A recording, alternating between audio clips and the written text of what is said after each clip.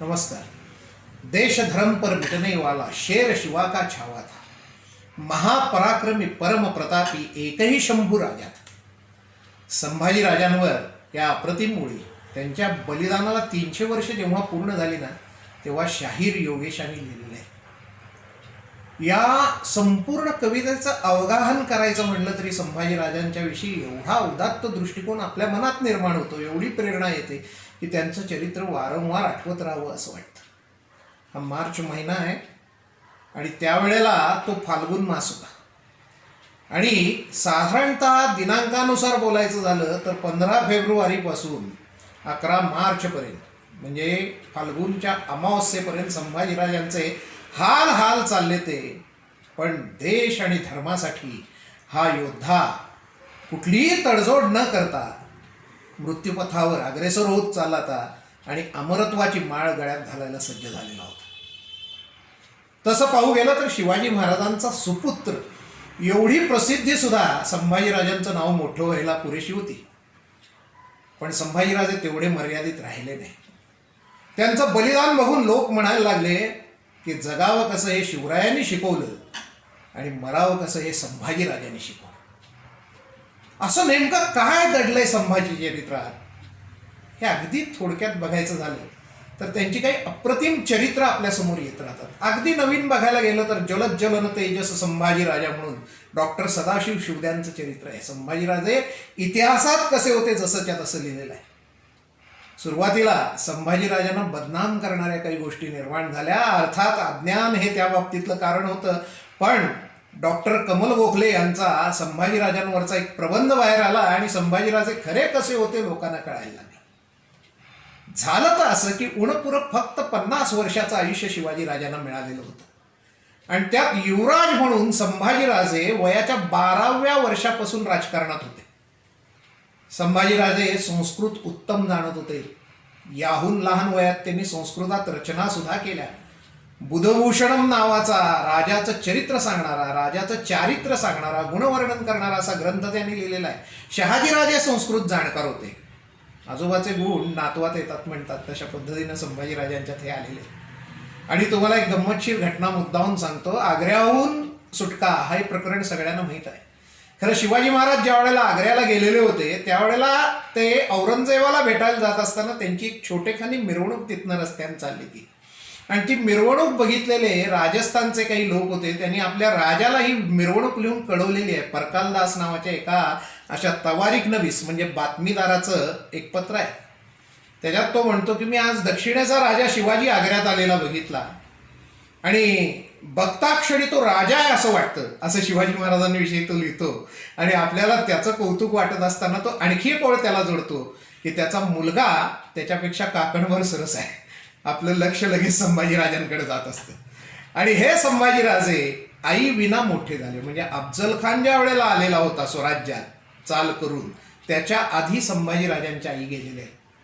आपल्याला माहीत आहे संभाजीराजांचा जन्म पुरंदरावर झालेला आहे आणि धाराऊ गाडे नावाच्या दूध आईच्या दुधावर ते पोचले गेलेले आहेत. कारण तेव्हापासूनच सईबाई साहेब आजारी होत्या आणि अफजलवधाच्या आधी साधारण त्या गेल्या. तेव्हापासून संभाजीराजांवर जिजाऊ मातेचे संस्कार आहेत. म्हणजे जे शिवाजीराजांचे संस्कार तेच संभाजीराजांचे संस्कार आहेत. आणि असे संभाजीराजे हे दिसामासानं वाढत असताना पुढं 12व्या वर्षी पुरंदरचा तह झाला. मिर्झाराजे जयसिंह आणि दिलेर खान हे ज्या वेळेला स्वराज्यावर चालून आले ते त्यावेळेला 27 किल्ले मोगलांना देऊन शिवाजी महाराजांना माघार घेऊन तह करायला लागलेला होता. त्यावेळेला तहांच्या अटीची पूर्तता करण्याकरता म्हणून संभाजीराजांना दिलेर खानाच्या छावणीत ओलीस ठेवण्यात आलेलं आहे. काय धैर्य असेल या मुलाचं, मला खरोखर कल्पना म्हणजे करवत नाही असं हे चरित्र आहे बघा लहानपणापासून. त्याच्या आधी आग्र्याला गेलेले होते त्यावेळेला, म्हणजे या तहानंतर त्यांना आग्र्याला पाठवलं आणि आग्र्याला गेलेले होते तेव्हाचा प्रसंग जर मला आठवला तर त्यांच्या धैर्याची आणि परिसीमा वाटते की आपले वडील दुष्ट शत्रूच्या चक्रात अडकलेले आहेत, कसे सुटू माहीत नाही, सुटणार का नाही माहीत नाही. कारण त्यांनी शिवाजी महाराजांना सुद्धा ही काळजी होती इतक्या सुदूर आग्र्यात ते अडकलेले होते, तेव्हा शिवाजी महाराजांनी कदाचित त्या नजर कैदेत हात पाठीमागं बांधून ज्या काही चिंताग्रस्त अवस्थेत फेऱ्या मारलेल्या आहेत त्या सगळ्यात जवळनं छोट्या संभाजीराजांनी बघितलेल्या आहेत. या संभाजीराजांनी आपल्या बापाला औरंगजेबाविरुद्ध दरबारात भडकलेलं बघितलेलं आहे. त्यांच्या मनावर काय काय संस्कार होत असतील तुम्ही सरळ सरळ कल्पना करू शकता याच्यावरनं. आणि असं संभाजीराजांचं चरित्र घडत असताना शिवचरित्रातली एक दुर्दैवी घटना संभाजीराजांच्या बाबतीत घडलेली आहे. हे शिवाजी महाराज हे दक्षिण दिग्विजयाला निघालेले असताना संभाजीराजांकडं खरं म्हणजे रायगड येणं आवश्यक होतं युवराज या नात्यानं.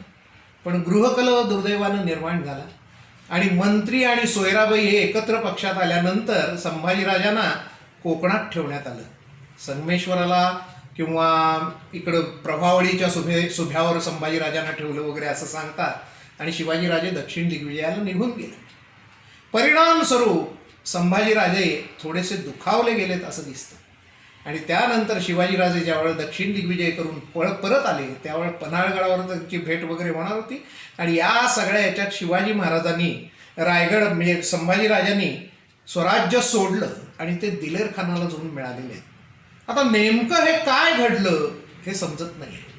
पण प्रत्येक स्वराज्यप्रेमी हा स्वराज्यासाठी रक्त आटवत असताना आपला युवराज शत्रूला जाऊन मिळाला हा मनावर आघात प्रत्येकाच्या होता. अलीकडे बरेच संशोधक आहेत. सुग शेवड्याने तर त्यात सांगितलं की हा शिवाजी महाराजांचा आणि संभाजीराजांचा मिळून डावच होता म्हणून. पण याच्यावर पुरेसा प्रकाश इतिहासानं अजून टाकलेला नाही. जसं नाटका सिनेमातनं संभाजीराजांची पूर्वी बदनामी झाली ती तशी अलीकडे नाट्य प्रदर्शनातनं वगैरे ही गोष्ट तो डावच होता असं गृहीत धरून दाखवण्यात येते. पण इतिहास त्याला अजून पुरता दुजोरा देणारी कागदपत्र दाखवू शकलेला नाही.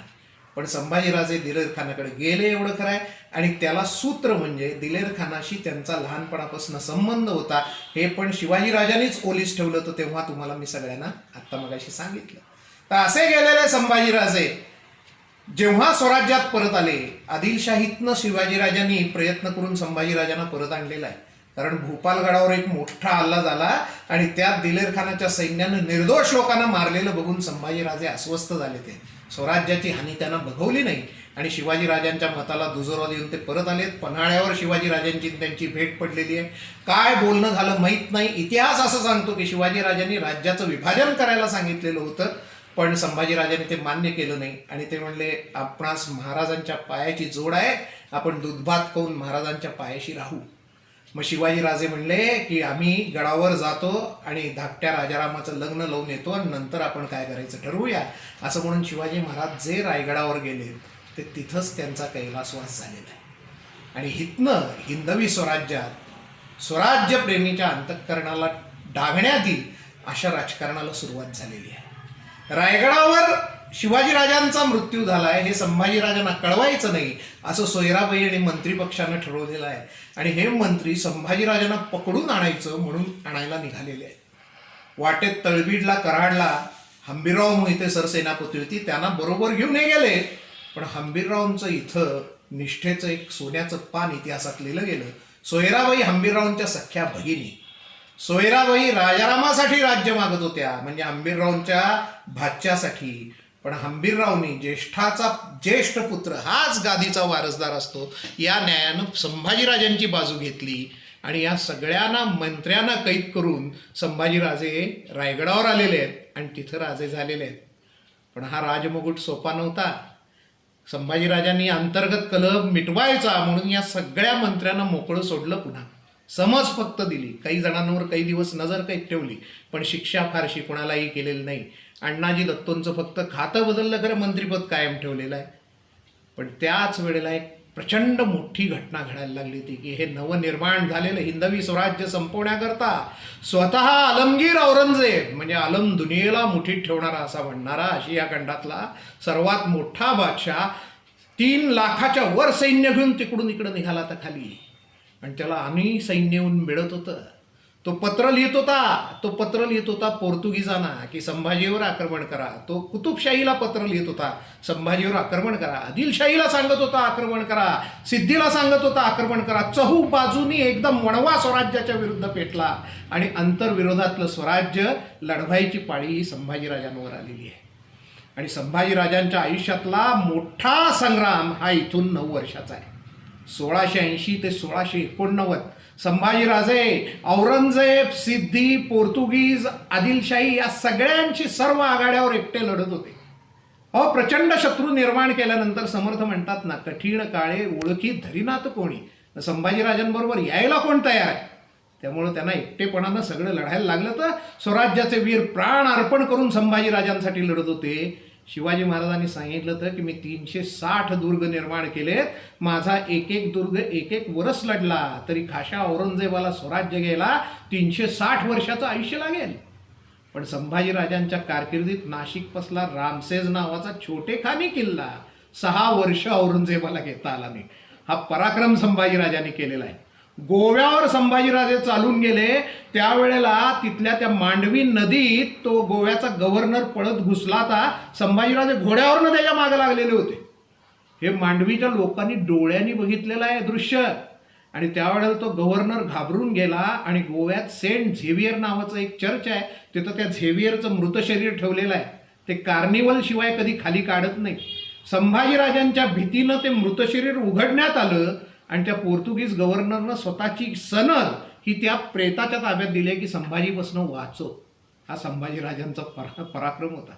रामायणासारख्या गोष्टीतनं संभाजीराजे शिकले. ते सिद्धी आटोपत नाही म्हणल्यानंतर त्यांनी सिद्धीचा किल्ला समुद्रात आहे तर तिथपर्यंत सेतू बांधायचं ठरवून सेतू बांधायला सुरुवातही केलेली होती.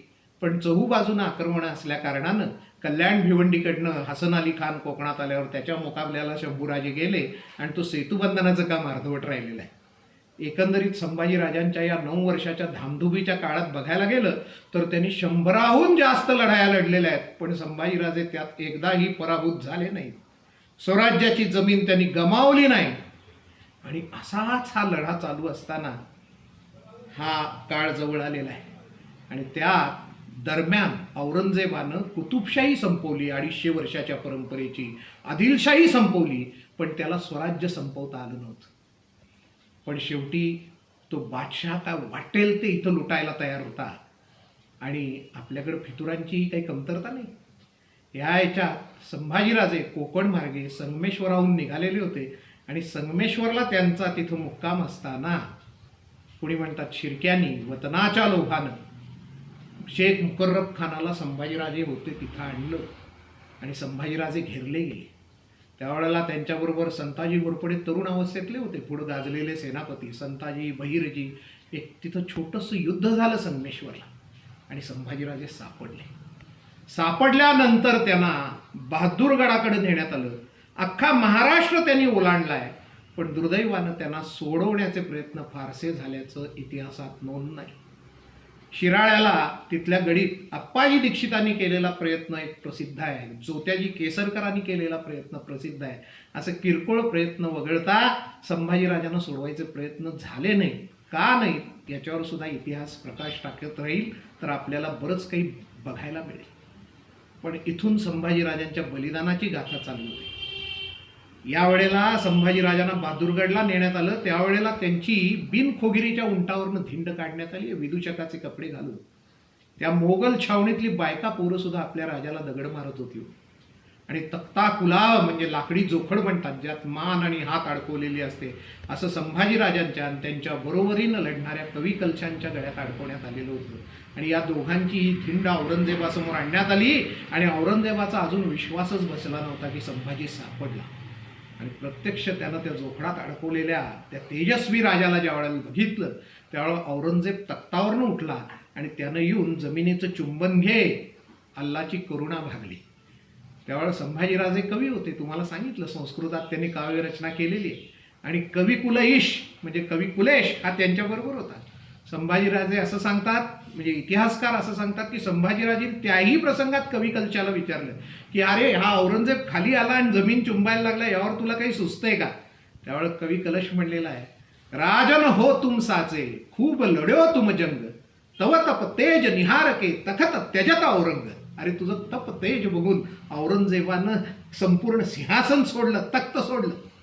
आणि या संभाजीराजांचे औरंगजेबानं पुढं त्याच्या छावणीबरोबर कोरेगाव, भीमा या परिसरात ती छावणी आली आणि वडू तुळापूरला संभाजीराजांना खांबाला बांधून घालण्यात आलं.